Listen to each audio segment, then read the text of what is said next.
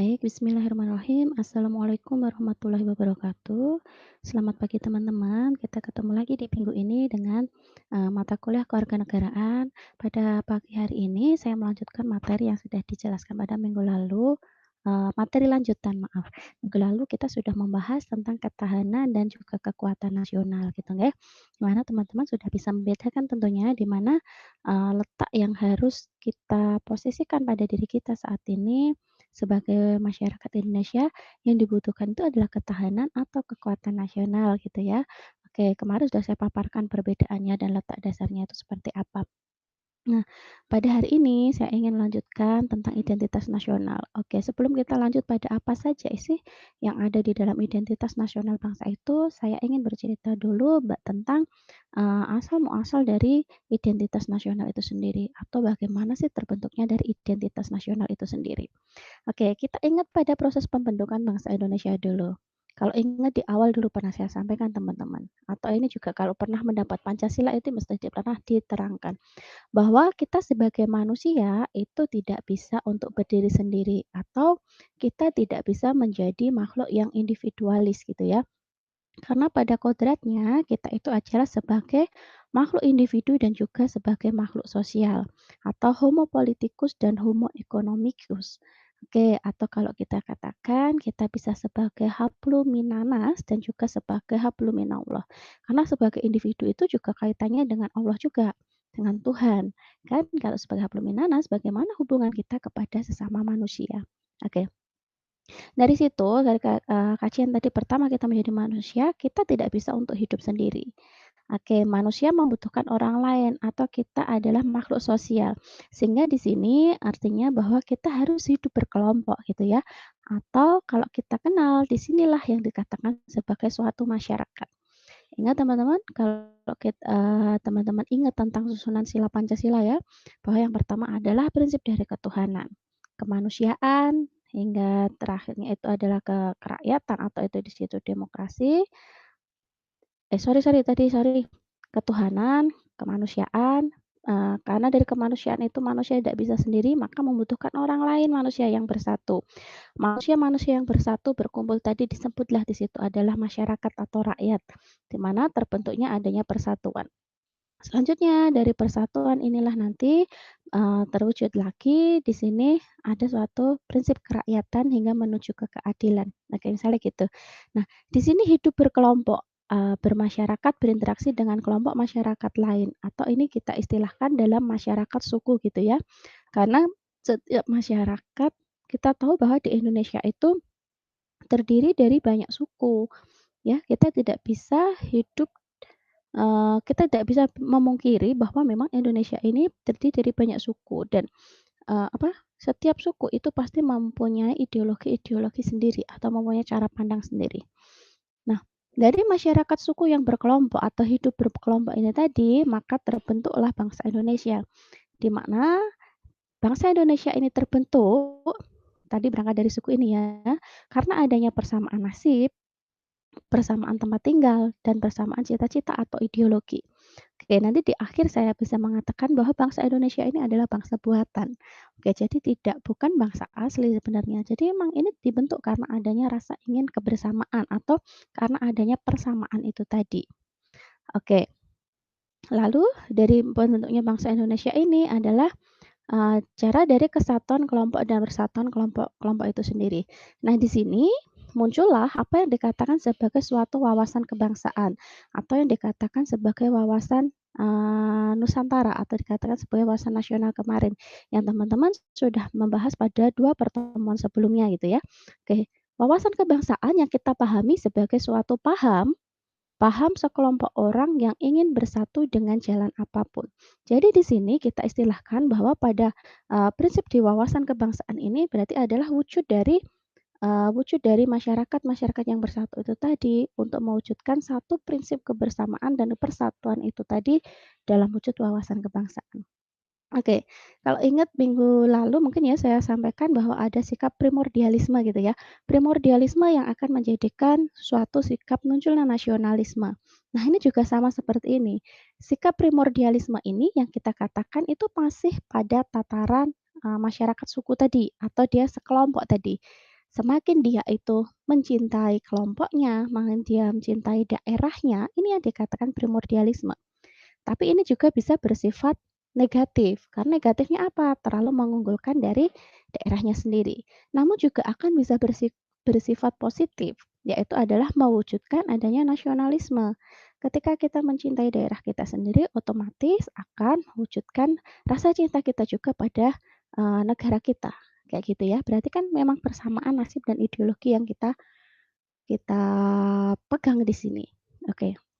Nah, dari sini teman-teman, dari adanya wawasan nasional ini, menjadikan pandangan hidup kelompok dipersatukan dalam pandangan hidup bangsa, sehingga terjadilah kesatuan dan persatuan dari bangsa Indonesia sendiri. Oke, makanya di sini barulah mendirikan organisasi yang disebut dengan negara. Selanjutnya, oke, kita bahas tentang kemajemukan bangsa Indonesia. Kita tahu ya teman-teman bahwa bangsa Indonesia ini tidak bisa dipungkiri memang sangat-sangat majemuk. Bahkan ini dikatakan bahwa mencapai 74%. Kemajemukan yang ada itu terdiri dari ya, kalau teman-teman pernah bahas geopolitik dan geostrateginya kemarin ya, ini ada ya dari bentuk geografinya, sukunya, bahasa, agama, ras, budaya, rakyat, hingga kualitas. Jadi di sini kualitas ini bisa kita katakan dari segi pendidikan, kesehatan, pemukiman, misalnya kayak gitu. Hingga kemiskinan pun ini dikatakan sebagai suatu kemajemukan. Jadi bukan sebagai sebenarnya permasalahan yang ada di suatu negara adanya kemiskinan, pengangguran. Tapi inilah realitas atau konteks realitas yang memang dialami bangsa Indonesia ini adalah majemuk, di mana masyarakatnya ini memang tidak bisa terdiri dari satu, sifat yang homogen itu tidak, tapi kita adalah bersifat heterogen gitu ya. Semakin majemuk semakin banyak ini semakin banyak perbedaan, di sinilah sifat dari kemajemukan itu sendiri. Oke. Selanjutnya di sini kita mengenal kata identitas tadi ya. Oke, dan nasional. Identitas atau sebagai identity merupakan ciri atau tanda gitu ya. Identitas yang melekat pada diri seseorang. Sedangkan nasional itu sendiri menunjuk pada sifat khas kelompok yang memiliki ciri kesamaan, baik fisik seperti budaya, agama, bahasa maupun seperti non fisik, keinginan, cita-cita, ideologi dan lain sebagainya. Nah, jadi di sini adalah identitas yang melekat pada diri sendiri. Itu misalnya kita identitas yang sudah diangkat dalam kelompok tadi. Nah, identitas ini ternyata menjadikan kita mempunyai prinsip yang sama dalam tingkat yang nasional. Jadi keinginan atau cita-citanya itu sama. Misalnya ingin Indonesia merdeka, ingin menjadikan Indonesia ini bersatu. Oke, berbineka tunggal ika gitu ya. Nah, itu yang menjadikan bahwa ini dalam tingkatan nasional. Itulah identitas nasional, maka dapat kita simpulkan bahwa suatu kelompok masyarakat yang memiliki ciri dan melahirkan tindakan secara kolektif yang diberi dengan sebutan nasional. Oke, jadi tindakannya itu secara kolektif. Meskipun identitas kelompok masyarakat itu cirinya itu sendiri-sendiri atau tadi setiap suku, setiap masyarakat daerah itu mempunyai ciri sendiri, namun dia secara kolektif itu adalah mewujudkan dengan menunjukkan, dalam tataran nasional itu tujuannya atau ideologinya itu sama, misalnya kayak gitu, cita-citanya sama. Oke, nanti silahkan dibaca sendiri di sini ada pengertian, pengertian dari Wibisono misalnya. Jadi dapat dikatakan bahwa identitas nasional itu suatu manifestasi atau perwujudan dari nilai-nilai budaya yang tumbuh dan berkembang dalam aspek kehidupan bangsa. Dengan mempunyai ciri khas. Jadi ciri khasnya itu memang berbeda-beda. Dan dengan khas yang ada tadi, suatu bangsa yang berbeda dengan bangsa lain di dalam kehidupannya. Jadi memang apa yang ditampilkan di dalam suatu masyarakat yang heterogen, yang majemuk itu tadi, memang yang menjadikan ciri khas perbedaan dengan negara lain. Oke. Oke, kita lanjut di sini. Parameternya apa untuk mengukur dalam identitas nasional itu? Oke, parameter itu adalah alat ukur ya. Alat ukurnya seperti apa, sejauh apa pengukurannya. Kita lihat di sini. Identitas nasional atau dikatakan sebagai identitas suatu kelompok masyarakat yang memiliki ciri khas dan melahirkan tindakan secara kolektif yang disebut dengan atribut nasional. Oke, jadi sebelum kita bahas tentang mungkin teman-teman tahu identitas, nah gitu ya. Identitas itu berarti, oh saya berbicara tentang bendera Indonesia, berbicara tentang simbol negara, lambang kayak gitu. Tapi sebelum menuju pada atribut tersebut atau yang kita sepakati secara nasional, memang Ciri khas yang mendatang itu memang datang dari kelompok-kelompok masyarakat Indonesia itu sendiri, tapi dilakukan dalam tindakan yang kolektif secara bersama atau dalam tujuan dalam skala nasional gitu ya.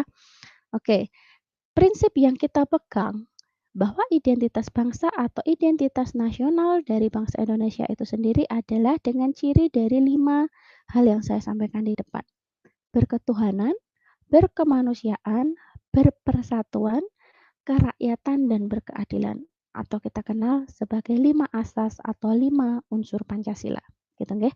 Nah, inilah yang menjadikan, apa itu namanya, sorry, ini yang menjadikan jati diri bangsa Indonesia itu adalah berpancasila. Nah, makanya apapun tindakan yang kita gunakan atau ideologi apa yang kita sampaikan dengan negara lain, kita tetap memegang teguh pada nilai Pancasila.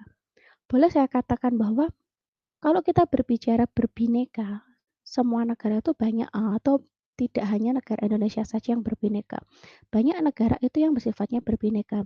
Namun ketika kita mengenal dengan ideologinya, ideologi Pancasila inilah yang memang hanya menjadi ciri khas dari masyarakat Indonesia. Makanya yang menjadi ciri khas atau identitas yang tidak dimiliki oleh negara lain. Oke, kuncinya di situ. Baik, kita lanjutkan di sini teman-teman. Nah, lalu yang dikatakan sebagai bangsa Indonesia itu sendiri secara utuh itu apa? Apakah bangsa Indonesia tadi saya katakan sebenarnya buatan, bukan bangsa asli. Nah, karena memang apa yang ada di kelompok Indonesia atau bangsa yang masyarakat yang ada di Indonesia ini adalah sebagian besar itu adalah terdiri dari hal ini, baik asli atau keturunan asing, berbagai agama, berbeda dalam suku dan budaya, berbagai aliran politik. Nah, ini yang saya katakan sebagai sesuatu yang majemuk atau multikultural tadi. Oke, dari yang beraneka ragam tersebut namun bersatu untuk hidup bersama sebagai satu kesatuan yang besar atau bangsa Indonesia. Saya kembali mengingatkan pada teori dari James Bank yang mengatakan tentang prinsip multikultural. Dengan sangat mudah, mungkin dengan cara yang mudah mengartikan, ibaratkan bangsa yang masyarakat yang multikultural itu semacam satu mangkok mie ayam. Dalam satu mangkok mie ayam, itu kita kan melihat ya ada mangkok, ada mie, ada ayam, ada lagi di situ ada sawi, ada kuahnya. Itu satu komponen mie ayam gitu ya. Apabila ada satu komponen itu yang saya ambil, apakah itu bisa saya katakan sebagai suatu mie ayam yang utuh? Kan tidak. Ibaratkan juga bahwa semangkok mie ayam itu tadi adalah masyarakat Indonesia atau negara Indonesia. Wadahnya itu ibaratkan sebagai yaitu wadahnya Indonesia itu sendiri, negara kita. Nah, di dalamnya ini adalah rakyat yang terdiri dari mie-nya mungkin dari masyarakat Jawa, ayamnya dari Sumatera dan sebagainya. Namun kalau ketika saya ambil salah satu, maka satu unsur di dalam masyarakat Indonesia itu sendiri akan hilang gitu ya. Jadi diistilahkan dengan sangat mudah seperti itu oleh James Bank. Nah, dapat kita katakan bahwa nasionalisme Indonesia atau nasionalisme Pancasila ini dapat terwujud ketika yang pertama, kita memerlukan tokoh-tokoh pembinaannya. Siapa saja? Ya para pemimpin, para founding fathers terdahulu, lalu para penggerak-penggerak, misalnya entah dari pendidikan, entah dari guru, tokoh masyarakat, bahkan dari mahasiswa sendiri. Jadi teman-teman ini sendiri sebagai tokoh untuk pembinaan atau sebagai tokoh untuk perubahan dalam mewujudkan atau mengenalkan dari identitas nasional atau rasa nasionalisme itu sendiri. Yang kedua adalah memerlukan doktrin yang dilakukan secara nasional. Kenapa dikatakan ini sebagai doktrin? Bisa dikatakan doktrin, ideologi dikatakan sebagai doktrin. Karena memang harus disepakati dan memang harus menjadi prinsip bersama. Oke. Dan itu dipakai secara nasional. Yang terakhir adalah memerlukan wawasan nasional. Di mana atau dikatakan sebagai wawasan kebangsaan, kita mengesampingkan primordialisme sebagai suatu sifat yang negatif tadi.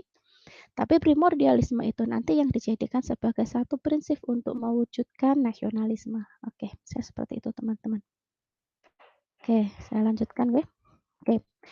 Nah, ini yang saya sampaikan. Kenapa saya katakan bahwa bangsa Indonesia itu adalah bangsa buatan? Kita tahu dulu bangsa alami.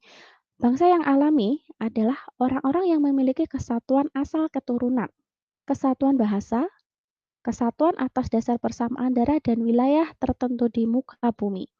Misal, dari bangsa Cina, bangsa Arab, bangsa aborigin atau yang, ada di Australia. Dan ini pun juga ada di Indonesia gitu kan, kita tidak bisa pungkiri juga nih di masyarakat Indonesia itu ada bangsa Cina, ada bangsa Arab. Kalau kalian lihat di Solo misalnya itu kan ada kampung Arab juga kan, ada kampung Arab, ada kampung pecinaan.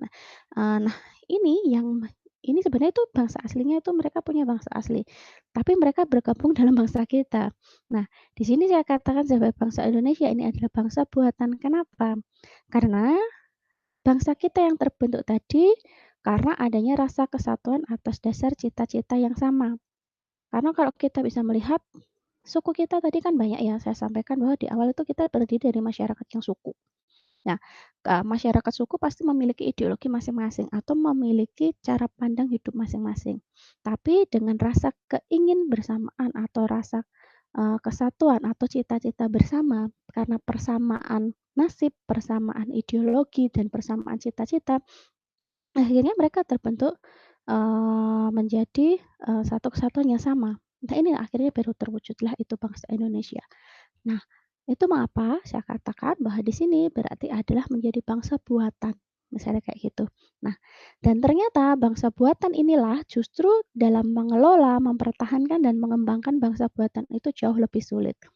Ya bayangkan aja misalnya kita berbicara tentang heterogen dan homogen. Kita berada di antara heterogen dan homogen. Yang pasti kita akan lebih nyaman pada kelompok masyarakat yang homogen. Karena apa? Sudah sama pemikiran dengan kita, kesehariannya sama. Nah, dengan prinsip yang sama. Nah, kalau kita berada pada masyarakat yang heterogen, berarti kan kita harus bagaimana untuk bisa menyamakan persepsi, harus bisa saling memahami, harus bisa saling mengalah, kan seperti itu kan, ada plus minusnya. Nah, bangsa yang heterogen inilah, ini yang dikatakan sebagai bangsa Indonesia. Nah, ini lebih sulit dipertahankan daripada dengan bangsa yang homogen, misalnya kayak gitu. Nah, dari sini maka diperlukan suatu alat perekat atau pemersatu, yaitu contohnya identitas nasional, gitu ya. Di mana ini dari pengakuannya itu secara nasional. Oke, kita mengerucut kembali dari situ bahwa identitas nasional bersifat buatan, sekunder, etis, dan nasional. Oke, bentuknya apa saja? Pertama, bahasa nasional, lambang nasional, semboyan, bendera, dan ideologi. Oke, ini jangan sampai terbalik ya. Nanti teman-teman, dan dulu saya pernah menjelaskan itu di 2 kelas pada tingkat perguruan tinggi ya. Itu tidak bisa membedakan semboyan nasional Indonesia. Semboyan nasional itu dikatakan malah itu semboyan pendidikan ketika itu. Nah, semoga teman-teman enggak ya di sini. Oke, jadi ini sebenarnya sebelum mengerucut, kita berbicara identitas nasional, sebenarnya ya kita hanya kembali pada 5 hal ini. Cuma dari mana asal muasalnya kita lihat ya dari kronologis yang saya jelaskan di depan tadi. Bahasa, lambang, semboyan, bendera, dan juga ideologi. Ini yang menjadi dasar dari identitas nasional yang akhirnya nanti akan mewujudkan suatu integritas nasional, gitu ya. Minggu depan nanti kita akan bahas tentang integrasi nasional di sini. Baik teman-teman.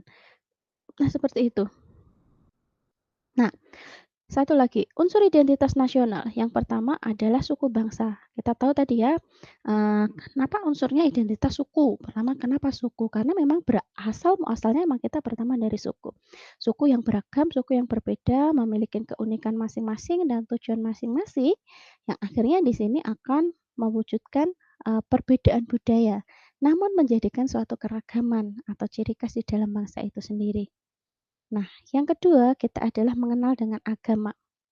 Kita tahu Indonesia bukan negara yang ateis, yang tidak percaya pada Tuhan, itu bukan. Namun, Indonesia juga bukan negara yang teokrasi, di mana segala prinsip itu didasarkan atas prinsip ketuhanan. Kan tidak. Negara kita tidak dengan asas ketuhanan saja tidak. Namun, di sini kita memegang bahwa kita teis demokratis. Kita berketuhanan, namun juga kita mempunyai kesempatan demokratis atau memberikan kesempatan yang sama kepada masyarakat lain atau tentunya dalam memilih agama. Misalnya seperti itu. Lalu yang ketiga adalah kebudayaan. Kebudayaan ini yang kita katakan bahwa, keseluruhan pengetahuan manusia tadi ya, yang berangkat dari kebudayaan daerah atau suku, atau yang saya sampaikan tadi primordialisme tadi, yang bisa bersifat positif dan juga negatif, yang akhirnya bisa membentuk dalam kebudayaan nasional, bahkan Di sini karena kita tahu bangsa Indonesia tadi adalah buatan yang tidak hanya sendiri ya, kita juga bercampur dari bangsa asli yang berangkat dari asing yang menuju ke Indonesia atau yang masuk ke Indonesia. Di sinilah masuk adanya akulturasi budaya. Oke, jadi budaya ini yang menjadi ciri khas identitas juga. Oke, yang terakhir di sini adalah bahasa. Bahasa daerah atau lokal tadi, lalu terwujud menjadi bahasa nasional yang digunakan sebagai sistem lambang dasar dalam kita berkomunikasi atau melahirkan perasaan dan pikiran, atau sebagai ciri khas kita untuk mewujudkan, ucapan manusia yang digunakan untuk komunikasi itu tadi, yang kita gunakan sebagai ciri khas dari bangsa Indonesia itu sendiri. Oke, jadi ada lima unsur ini yang akan kita lihat: suku, agama, kebudayaan, dan bahasa, misalnya gitu teman-teman. Oke, saya rasa cukup untuk pertemuan pada hari ini. Silahkan nanti teman-teman jika ada pertanyaan bisa untuk ditanyakan lagi pada forum diskusi gitu nggih. Terima kasih atas partisipasinya. Sampai ketemu lagi dengan materi selanjutnya. Wassalamualaikum warahmatullahi wabarakatuh.